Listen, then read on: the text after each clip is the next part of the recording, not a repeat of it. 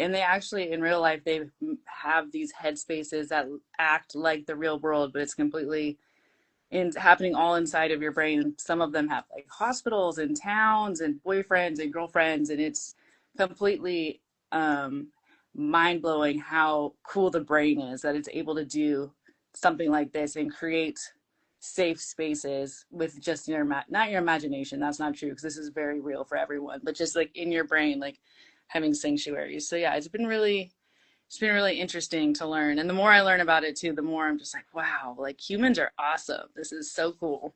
It's never ending. So if I understand you correctly, you're saying, and let's use your character as an example.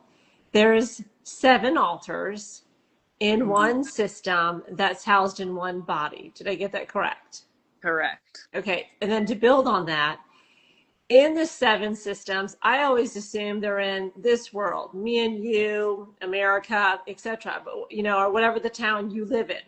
So Mm. you're saying some of the altars have created like other towns Yeah, well, I mean, not or even other towns, just settings?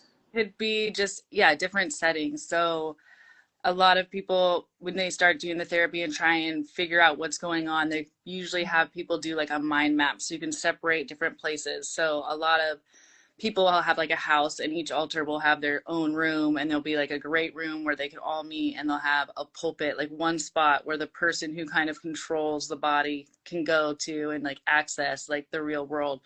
But all of this is happening simultaneously as living in the real world. So in my book, The Inner World, there's like a pirate ship where they live, and there's like a great hall, and then the big mean lady, the perpetrator in the system who fights and self harms the body because they don't want the secrets to get out. They don't want people to know that they were abused or the trauma. So they kind of Sure. do a lot of self harm to hide this from everyone. So like that character, like they live in the clouds with like thunderbolts and stuff. So it has Oh. because it's a thriller novel based on true things. I have to like rein in the fantasy sounding parts of it, even though it is very much part of that world.